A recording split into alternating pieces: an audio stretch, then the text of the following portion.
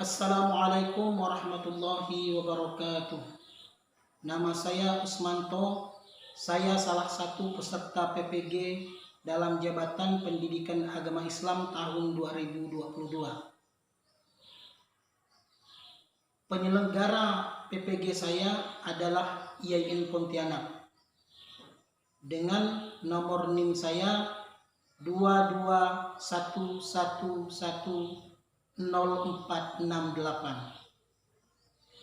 Pada hari ini, Selasa, tanggal 19 Juli tahun 2022, saya akan melakukan atau akan membuat video praktek pembelajaran untuk memenuhi tugas uji kinerja di PPG dalam jabatan tahun 2022. Sekian, wassalamualaikum warahmatullahi wabarakatuh. Isain qiyam tajin salam.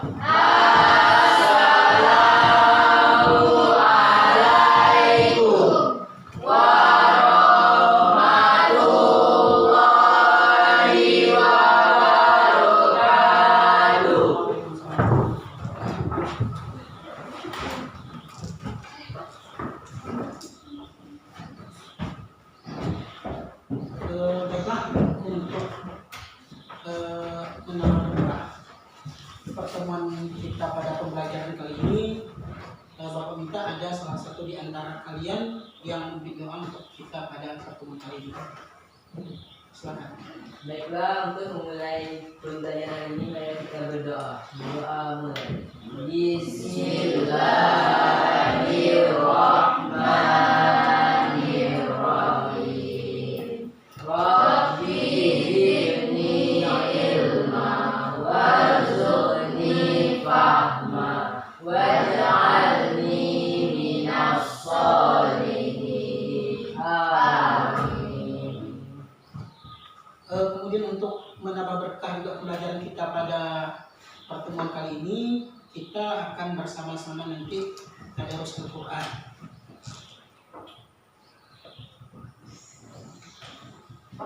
Ya, silakan baca bersama-sama. A'udzu billahi minasy syaithanir rajim. Bismillahirrahmanirrahim. Inna a'tainakal kautsar fasalli li rabbika wanhar. Inna syani'aka huwal abtar. Shadaqallahul azim. Demikianlah tadi tadarus Al-Quran. Semoga dengan bacaan tadarus tadi menambah berkah kegiatan kita pada pertemuan kali ini. Sebelum Bapak lanjutkan, Bapak akan cek hadiran dulu. Aldo Saputra, Ya, Pak. Cici Firajmi Yusuf, Ada Pak. Desi, Ada Pak. Faisal Gunawan, Ada, Pak. Putri Ayu, Ada, Pak. Fatihatus Sipa, Hadir Pak. Arsolini, Ada, Pak. Hengki. Baiklah, saudara sekalian, mungkin ada salah satu di antara kalian yang berhalangan untuk hadir pada pertemuan kali ini. Mungkin ada halangan yang memungkinkan kawan kalian tidak bisa hadir pada pertemuan kali ini. Baiklah, sebelum kita lanjutkan pembelajaran, silakan perhatikan dulu tempat duduknya, kemudian cek apakah masih ada sampah yang berserakan di diskusi kalian. Kalau masih ada, silakan dibersihkan dan menyerahkan. Dulu, ada bukunya.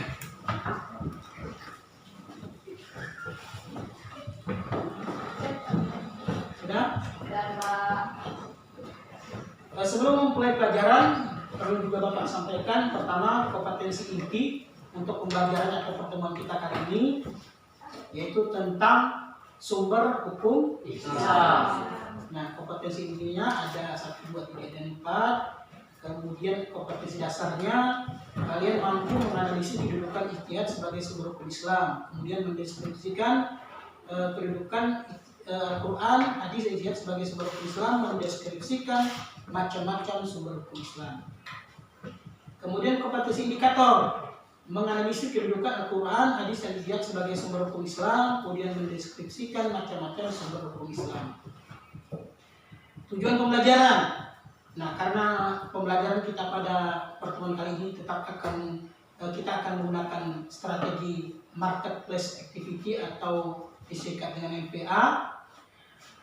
Jadi tujuan pembelajaran adalah setelah kalian belajar dengan menggunakan strategi ini, diharapkan kalian mampu menelaah kedudukan Al-Quran, hadis, dan ijtihad sebagai sumber hukum Islam secara benar. KKM untuk materi kita pada hari ini adalah 60. Jadi nanti jika tugas nanti ada yang nilai di bawah 60, maka siswa sekalian dianggap tidak lulus dan harus melakukan remedial untuk materi ini.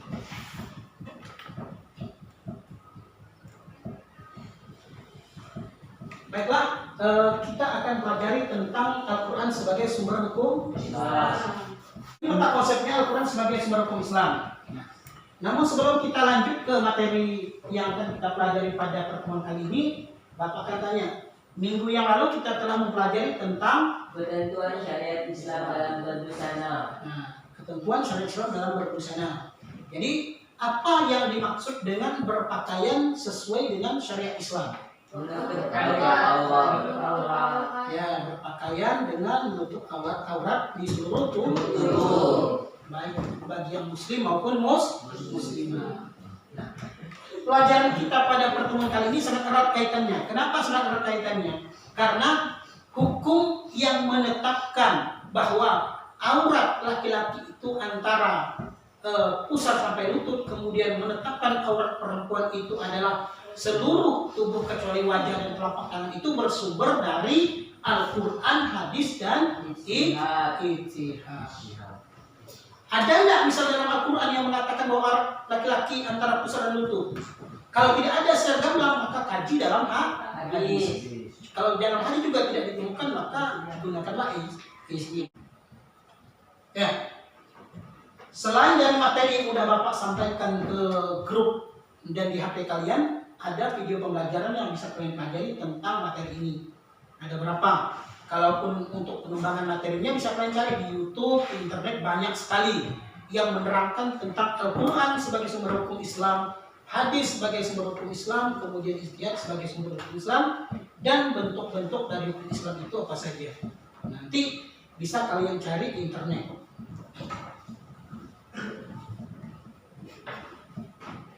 Nah, Al-Quran itu merupakan sumber utama dan paling utama dalam menetapkan hukum. Ya.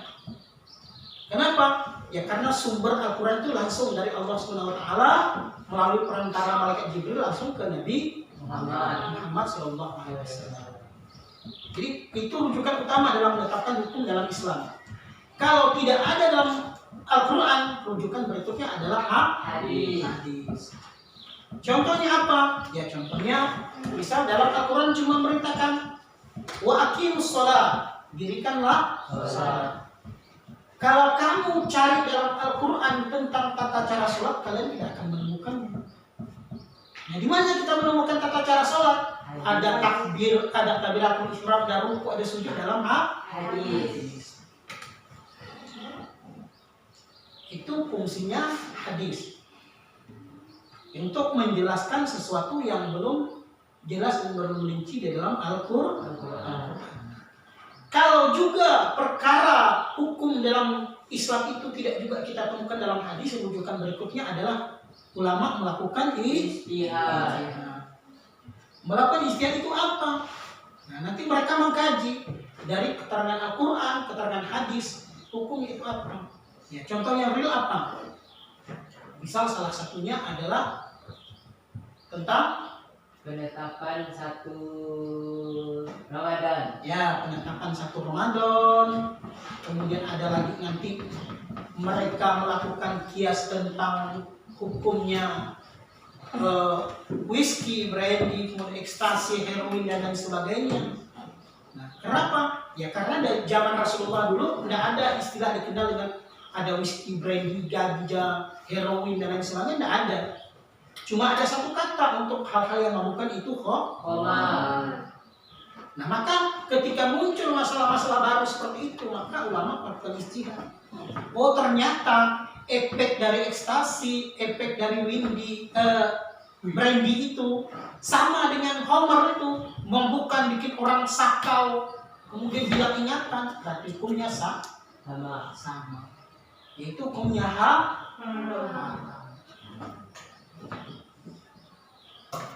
Ya?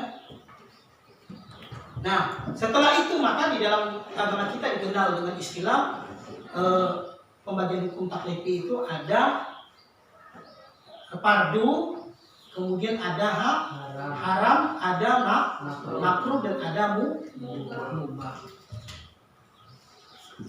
Fardu artinya wajib. Contohnya apa wajib?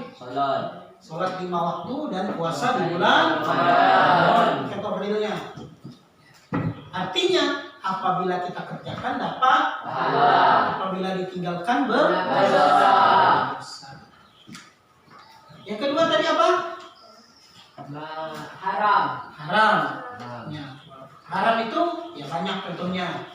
Tadi minuman keras, kemudian makan makanan binatang yang tidak disembelih misalnya.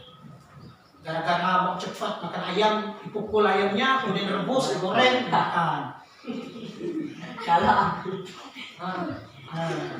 ada yang pernah, jangan kembali lagi. Untuk melanjutkan pembahasan materi tema ini, kita akan bagi kelompok belajar. Bapak akan bagikan kalian dalam 4 kelompok. Nah, setelah dibagikan dalam 4 kelompok nanti, Bapak akan jelaskan lagi instruksi tentang tugas-tugas apa yang dilakukan oleh setiap kelompok. Ya, silakan menuju ke kelompoknya masing-masing. Gimana? Sudah semuanya? Sudah, Pak. Nah, instruksi selanjutnya nanti Bapak akan bagikan kertas ini. Di setiap kelompok kalian akan melakukan tugas membuat ringkasan materi yang sudah dibagikan ke masing-masing kelompok itu menjadi sebuah bagan, peta konsep atau mapping map, terserah. Ya, menurut kalian menarik yang mana? Karena semakin menarik apa yang kalian buat itu, maka akan mengundang orang untuk cepat memahami apa yang kalian tulis. Karena setelah kalian membuat mapping nanti akan ada salah satu teman kalian yang ditugaskan untuk pergi ke kelompok lain untuk mencatat materi dari bagan atau mapping map yang dah kalian buat. Nah, setelah dia mencatat keliling semua, menjadi membeli materi, maksudnya dia akan kembali ke kelompoknya lagi untuk membuat sebuah kesimpulan. Nanti setelah itu masing-masing di kelompok menyampaikan hasil dari kesimpulannya. Bisa dipahami? Bisa.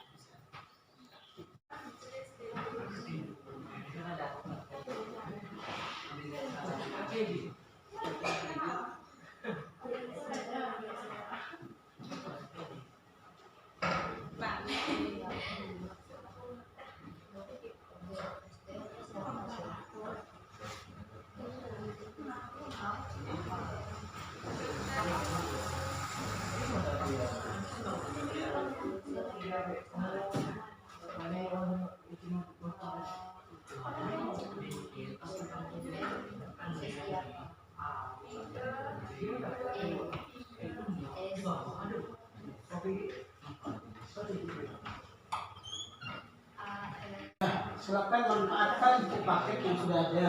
35.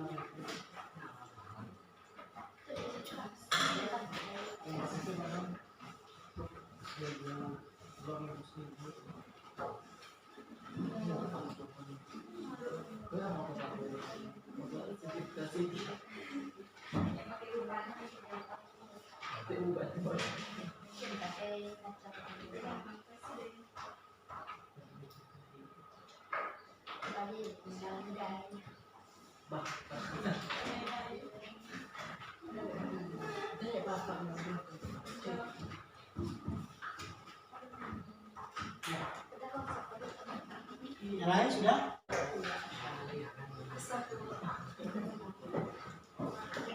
Kelompok 3 sudah?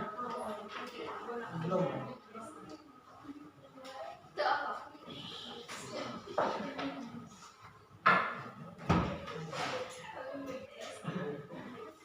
Iya, taruh ada di Kelompok 4 gimana?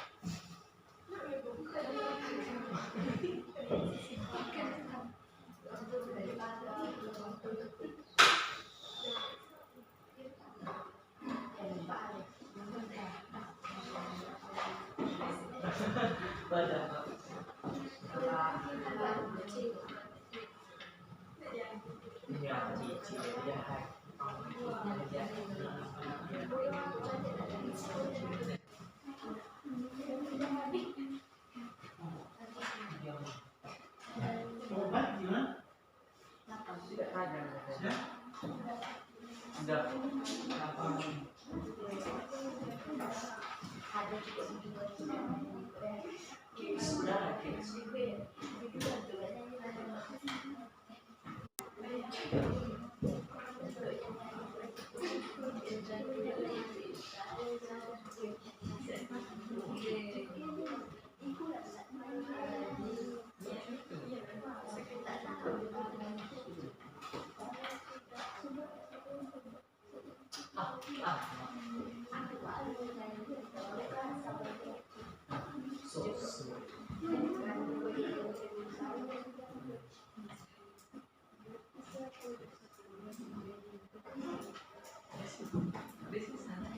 Memang sudah.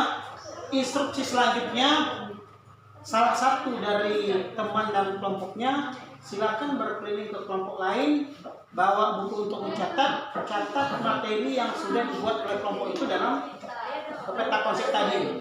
Nanti setelah selesai berkeliling, silakan kembali ke kelompoknya masing-masing untuk mendiskusikan, membuat sebuah kesimpulan dari materi yang didapatkan tadi. Bisa dipahami?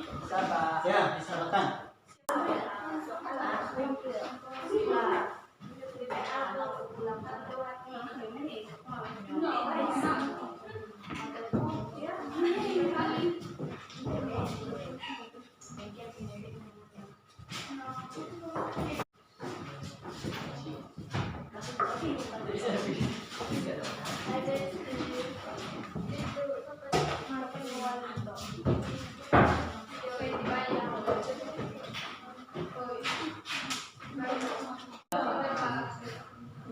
Tiga belum? Kelompok 1 sudah? Sudah Pak, ini Kelompok 4 sudah? Ya, silakan dimulai dari kelompok 1. Diri apa? Ya. Waalaikumsalam warahmatullahi wabarakatuh. Perkenalkan, nama saya Desi, saya perwakilan dari kelompok 1.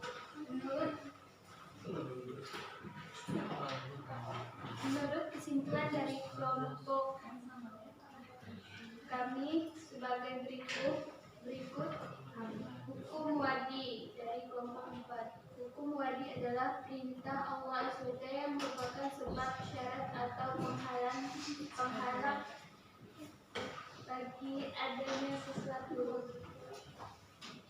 Hadis dari kelompok 2. Hadis secara bahasa primatologi, hadis berasal dari bahasa Arab yang artinya baru. Kedudukan dan fungsi istihad dari kelompok 3. Quran 6 ayat 16 halaman 43 dan Al-Anbiya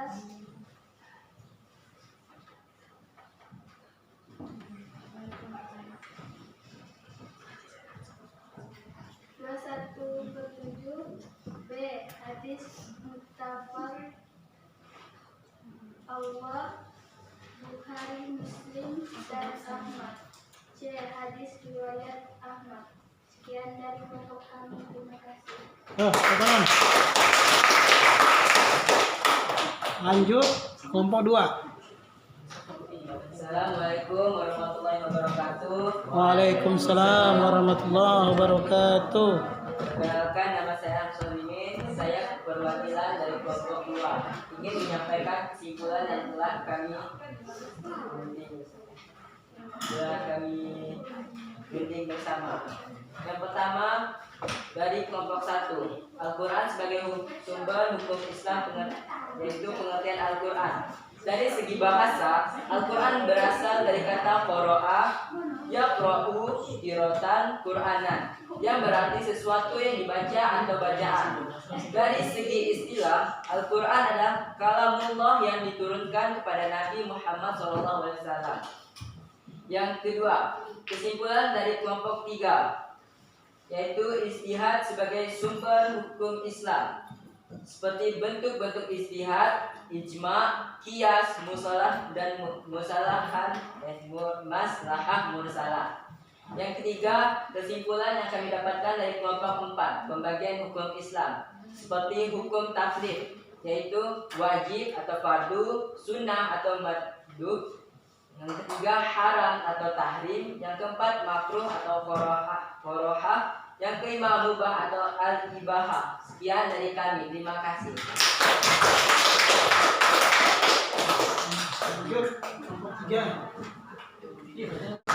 Baiklah, kalau memang sudah semuanya, kita akan berdiskusi terkait materi ini. Nanti dimulai dari kelompok 1, silakan bertanya ke kelompok 3. Ya, silakan kelompok 1. Mana kelompok 3? Siap? Ya, silakan.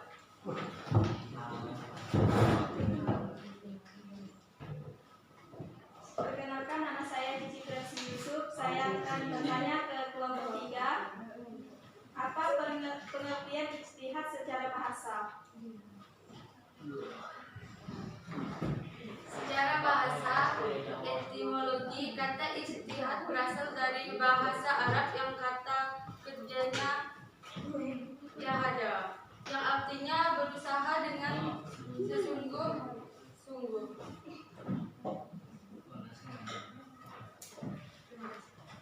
Ya, satu pertanyaan lagi, silakan.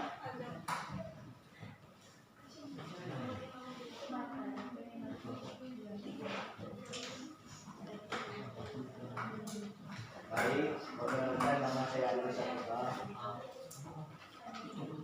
Saya akan menanyakan ke kelompok 3. Apa kedudukan fungsi ijtihad? Ijtihad menempati kedudukan sebagai sumber hukum Islam setelah Al-Quran dan Hadis. Adapun fungsi ijtihad ialah untuk menetapkan hukum suatu yang tidak ditemukan dari hukumnya secara pasti di dalam Al-Quran dan Hadis. Ya, bagus. Sekarang kelompok 2, silakan bertanya ke kelompok 4. Kelompok 4 siap?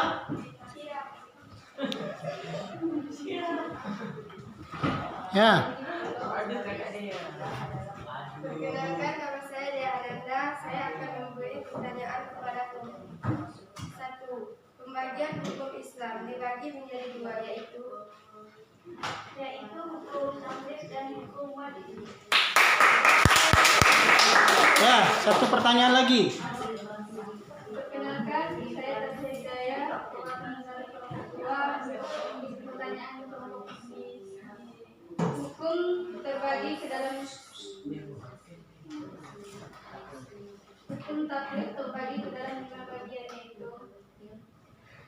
yaitu 1 wajib atau fardu, 2 sunnah atau mandub, 3 haram atau tahrim, 4 makruh atau karahah, 5 mubah atau al-ibahah. Ya, kelompok 4 silakan bertanya ke kelompok 1.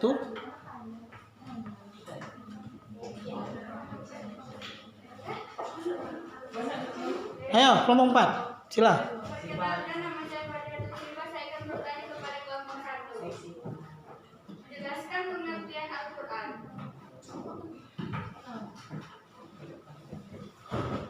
Perkenalkan, saya Putri Ayu, perwakilan dari kelompok 1 yang akan menjawab pertanyaan dari kelompok 4. Al-Quran secara istilah adalah firman Allah yang bersifat mukjizat yang diturunkan kepada Nabi dan Rasul. Terakhir melalui perantaran malaikat Jibril, ditulis dalam berbagai mushaf, ditransmisikan kepada kita secara mutawatir, bernilai ibadah bagi pembaca, dan diawali dengan surat Al-Fatihah dan diakhiri dengan surat An-Nas. Satu pertanyaan lagi. Nomor 2. Jelaskan fungsi Al-Quran.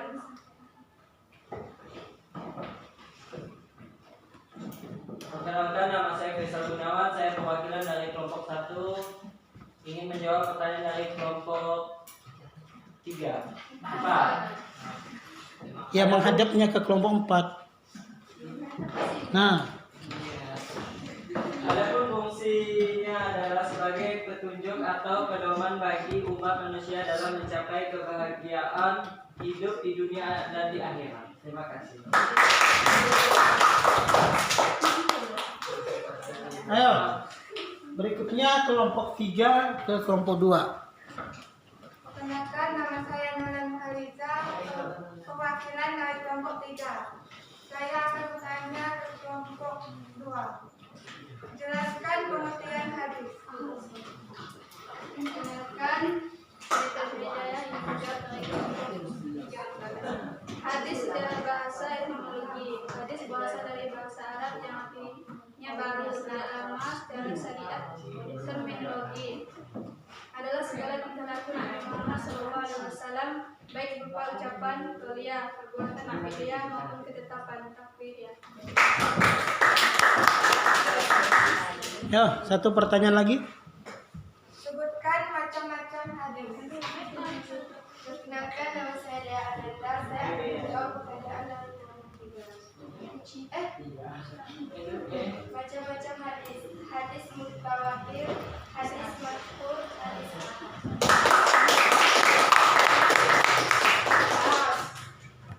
Yang pertama adalah Al-Quran sebagai sumber hukum Islam. Ya. Al-Quran itu adalah kalamullah yang diturunkan Allah kepada Nabi Muhammad SAW dalam bahasa Arab.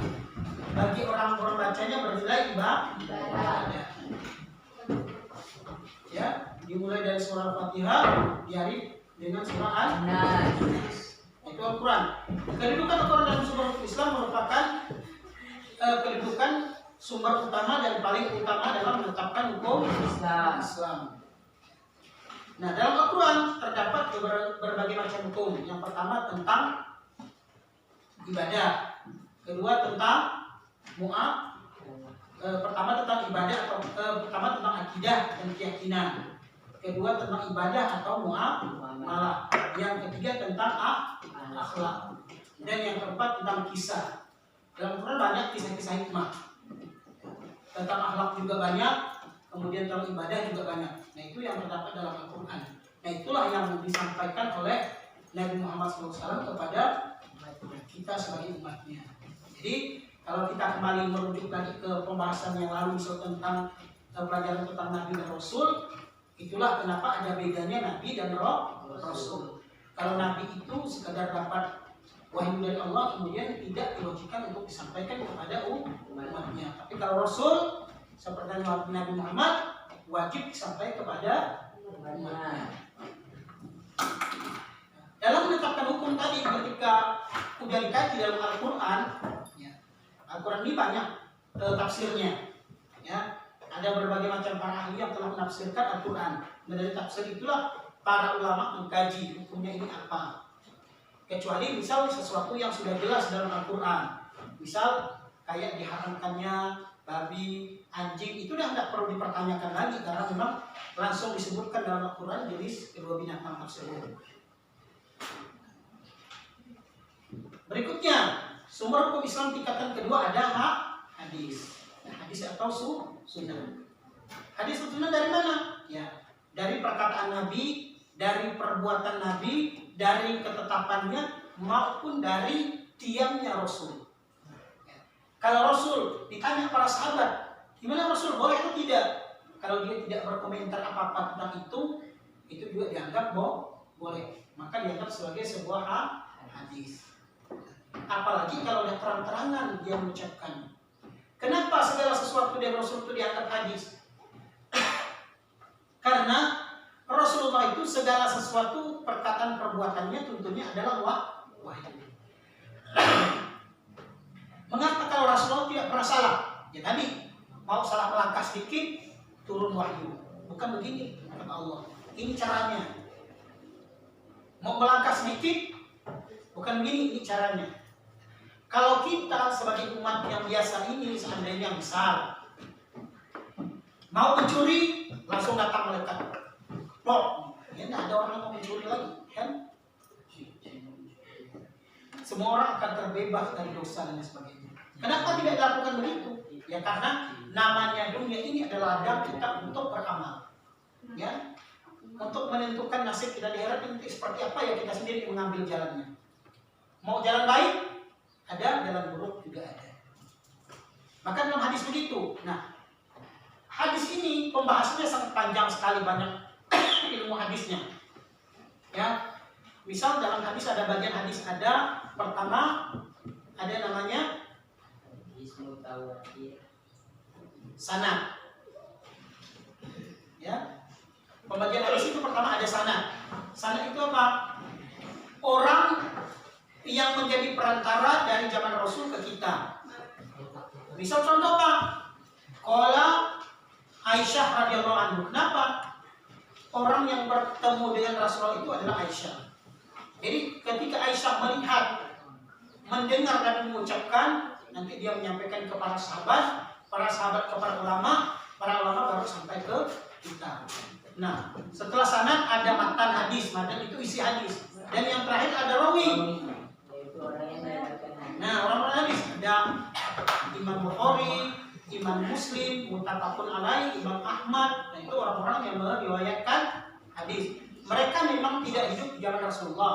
Cuma mereka dianggap orang yang paling alim, paling jujur, paling dapat dipercaya dan tidak mungkin akan berbohong tentang hadis itu. Ya, makanya yang paling sering jadi rujukan orang dalam menetapkan hukum adalah riwayat misal hadis riwayat Imam Bukhari dan Imam Muslim. Karena mereka berdua sangat diyakini kejujurannya, amanahnya dan lain sebagainya. Nah, untuk apa fungsi hadis tadi? Untuk menetapkan hukum yang belum ada kejelasan dalam Al-Quran. Contohnya apa? Tadi sholat. Tata cara sholat tidak jelaskan cara rinci dalam Al-Quran. Kemudian zakat. Dalam Al-Quran tidak jelaskan cara rinci tentang zakat bagaimana. Ya, kalau zaman Rasulullah misal zakatnya orang pakai kurma, pakai gandum. Sekarang kita hidup di Indonesia makanan pokoknya adalah nasi, beras. Apakah kita tetap maksakan diri untuk pakai kurma dan gandum? Tidak. Maka perlu ada sumber penetapan hukum Islam yang lainnya. Penjelasan dari mana? Ya dari hadis tadi. Ketika dalam hadis juga ditemukan langkah ketiga adalah ijtihad. Hadis tadi kembali ke hadis juga ada berbagai macam tingkatannya. Ada hadis misal mutawatir, ada hadis ahad, ada hadis dhaif dan lain sebagainya. Nah, itu tingkatan hadis. Maka tidak semua hadis yang kita terima itu bisa dijadikan sebagai hujah dalam penetapan hukum. Ada juga hadis yang dianggap hadis lemah, maudhu, tapi bisa dijadikan motivasi kita dalam belajar. Contoh apa? Misalnya, Utlubul ilma walau bisin, tutuplah ilmu sampai ke negeri Cina. Nah, itu memang dianggap sebagai hadis yang lemah, tidak ada dasarnya. Cuma untuk motivasi kita bisa, motivasi kita dalam hidup. Atau misal ada hadis mengatakan an-nazafatu minal iman, kebersihan itu sebagian dari iman. Itu dianggap hadis lemah, tapi untuk motivasi kita dalam melaksanakan ibadah itu boleh saja. Karena apa? Karena kewajiban kita untuk menjaga kebersihan. Kemudian yang terakhir tadi ijtihad. Nah, ijtihad ada kias, ada apa lagi? Ijma, kias, kemudian masalah mursalah. Ijma itu untuk apa? Semua ulama akan berkumpul untuk menetapkan suatu hukum yang belum terdapat dalam Al-Quran dan Hadis. Ya. Nanti bisa contoh ketika menetapkan satu Syawal, kemudian menetapkan awal Ramadan, ulama akan berkumpul dari semua kalangan, dikumpulkan jadi satu, kemudian mereka melakukan ada ruqyah, ada hisab, kemudian baru mereka menetapkan sebuah hukum. Kemudian kias itu apa? Kias itu membanding atau menyerupakan sesuatu tadi kayak khamar. Dalam bahasa Arab, dalam zaman Rasulullah semua yang membuka namanya khamar. Nah, ketika muncul jenis yang baru sekarang, dianalogikan. Sama ada efeknya. Efeknya sama, memabukkan. Maka namanya kali ini. Bahkan misal ada penemuan baru sekarang. Nah, yang terakhir kesimpulan kita adalah tentang bentuk-bentuk hukum. Ya, ada hukum taklifi dan ada hukum wad'i. Taklifi tadi pertama ada fardu, kedua ada sunnah, ketiga ada makruh, keempat ada haram, kemudian ada mubah. Nah, baiklah, itu tadi kesimpulan dari materi kita. Ada yang mau ditanyakan terkait materi ini? Tidak ada? Bapak akan bagikan LKPD.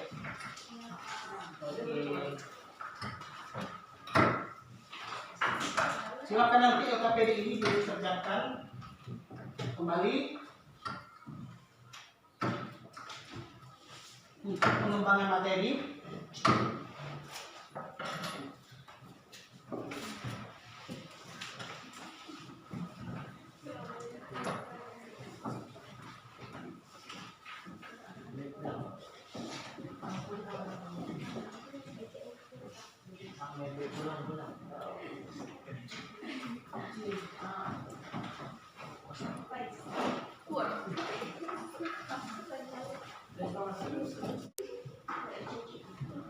Sudah semuanya? Silakan kumpulkan ke depan.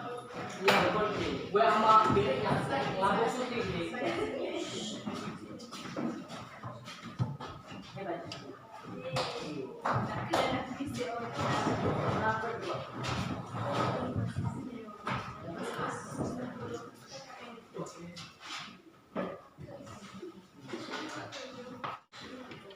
Oke, baiklah, setelah Bapak koreksi dari apa yang kalian kerjakan, memang masih ada beberapa yang belum sepenuhnya benar menjawab tugas di LKPD. Nanti silakan kerjakan lagi tugas-tugas yang telah Bapak kirimkan lewat handphone kalian masing-masing.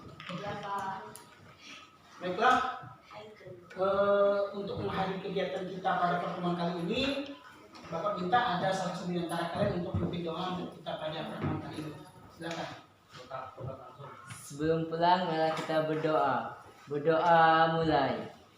Bismillahirrahmanirrahim.